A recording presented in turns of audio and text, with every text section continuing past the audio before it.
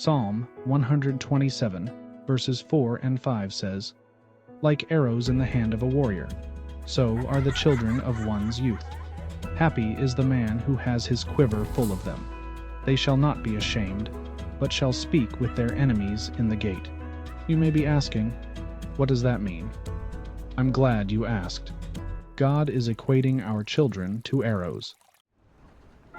In today's world, one of the things we've forgotten is that God was not, is not, and never will be concerned with overpopulation. That's because God controls the population as the being that creates all life. In fact, God tells us numerous times to be fruitful, multiply, and fill the earth. Right here, we are told to have our quiver full of arrows, or our lives full of children. This may come as a surprise to those Christians who are pro-choice.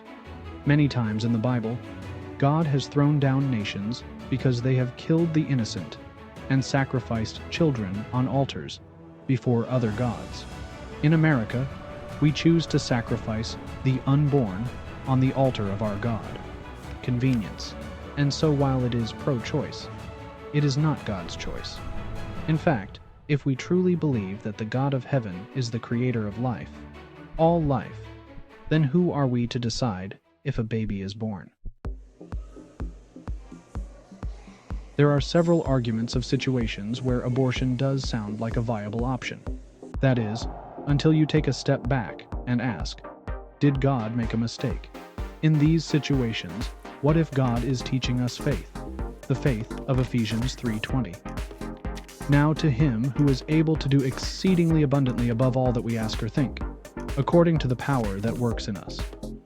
If God is who he says he is, and he creates all life, then it is God, not a doctor, mother, therapist, or anyone else who is the best source of advice.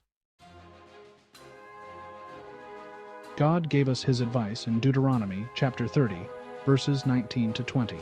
"I call heaven and earth as witnesses today against you, that I have set before you life and death, blessing and cursing. Therefore choose life, that both you and your descendants may live, that you may love the Lord your God, that you may obey his voice, and that you may cling to him, for he is your life and the length of your days." There is only one who is constantly trying to kill the innocent, constantly telling us God has made a mistake, or God says it's okay this time, and that's Satan. So we have to understand that this choice, which we see as convenient, falls firmly in the category of misinformation or fake news. According to Psalm 127, Satan is purposefully leading people into two traps. One, by killing the innocent, we are not inviting, but demanding, the judgment of God on our nation and lives. And two, we are willingly disarming ourselves. Think of it this way. If our homes are empty of children, our quiver is empty of arrows. In today's world, this falls in line with "let the government protect you," which works until the enemy has guns and you have a cell phone. Spiritually speaking, we are watching the result of a plan which goes back decades. Our churches are more tolerant of sin, while the world is less tolerant of the church. Our Sunday school programs made kids feel good, feel safe, with distorted teachings of the Bible. Now, all grown up, these arrows are being fired into positions of leadership, not only in government, business, and schools, but also churches. Instead of killing the lies of the enemy by speaking with them in the gate, we are left with toy arrows. The enemy, however, still has flaming arrows. We need all of our children to be culture warriors for God. Instead, we have allowed Satan to use the media, schools, peer pressure, and even our churches to indoctrinate our kids to be spiritual wimps. This is happening to them right now. But again, we aren't even the first generation of the attack. Look at how far our generation has fallen from God. If we were true to the Word of God and raised our kids in a godly way, they would each be an arrow in our quiver.